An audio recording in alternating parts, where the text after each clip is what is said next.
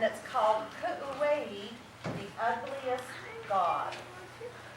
Once upon a time, a long, long time ago, in a very small village in China, there lived a man and his wife. And they had tried for years and years and years to have a child, but they had never been able to have a child. Until finally, in their later years, they were blessed with a son. And his name was Ku'uwei. And oh, they loved this child. And he was a beautiful child to them.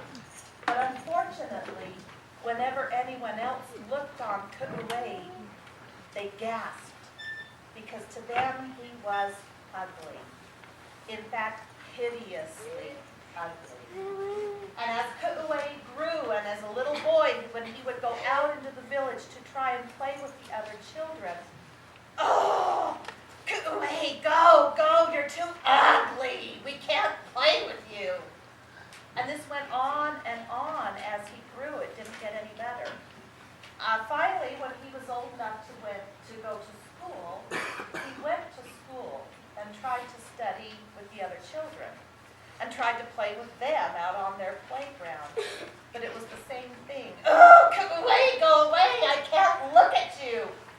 And so finally, it became so miserable for Ku'uwei that he stayed home and stopped going to school. And so he did his studies at home on his own. Now, Ku'uwei was a very, very bright boy, but he was also very lonely. It was a hard thing for him to do. Well, in China, and even to this day, every year there is held a competition that goes out for all of the children of a certain age. And it's a test.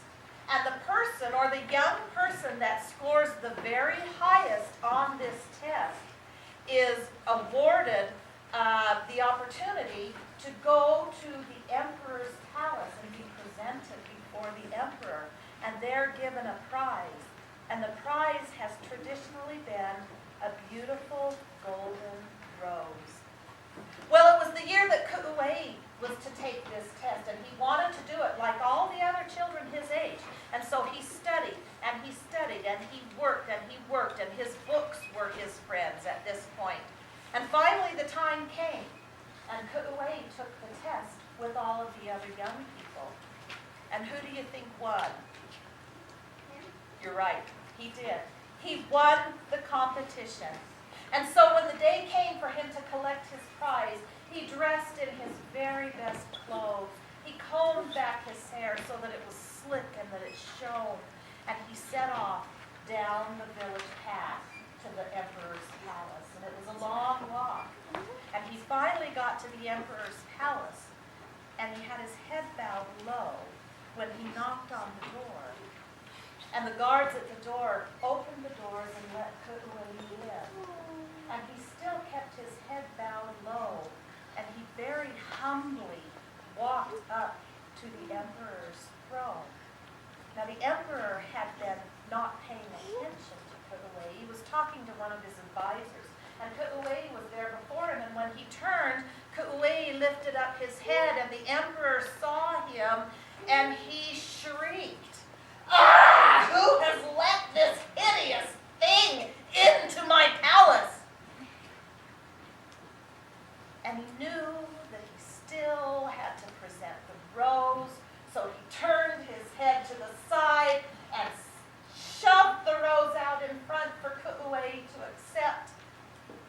Ku'uwei reached out to grab or take the rose, and at that very moment, the emperor reeled back, and it was more than Ku'uwei could bear.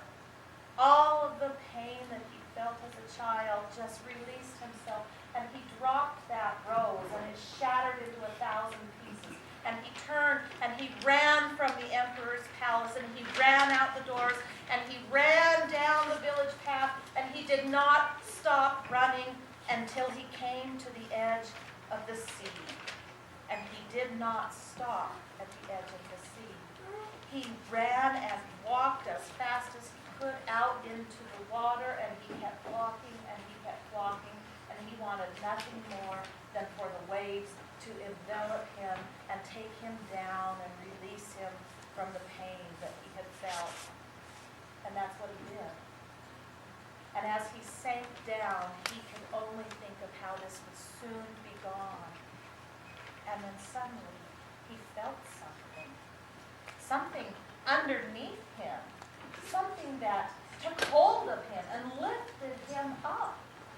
And it lifted him up, and he felt himself rising up. And it did not stop when it reached the surface of the water. It broke through, and he could see. And he looked down, and he realized he was riding on the back of a sea serpent. And he gasped in the air, and he looked, and he saw that the serpent was beautiful. Oh, it had rainbow scales and a long, flowing mane. It was beautiful. And it carried Ku'uwei, and all he could do was grab on. And it carried him higher and higher and higher into the sky.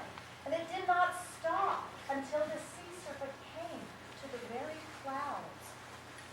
And that's where it did stop. And it gently tilted to the side so that Ku'uwei could get off of its back. He was sure he was going to sink through the clouds and drop, but he didn't. He was held in place. And without a word or a gesture, the serpent was gone. Ku'uwei was alone. And he stood and he looked. And he looked around and could see nothing but beautiful clouds. Until far off in the distance, he could see someone coming towards him. In fact, it was several beings coming towards him, and as they approached, he realized that they were gods. And when they came near to him, he shrunk and he hid his face in fear of their recoiling from him too. But they didn't. One of the gods stepped forward and she lifted Ku'uwei by the chin. She said, "No, Ku'uwei, your home is with us now." And that is the story of Ku'uwei, the ugliest god. And to this day, children in China, before they take a test or studies at school, they pray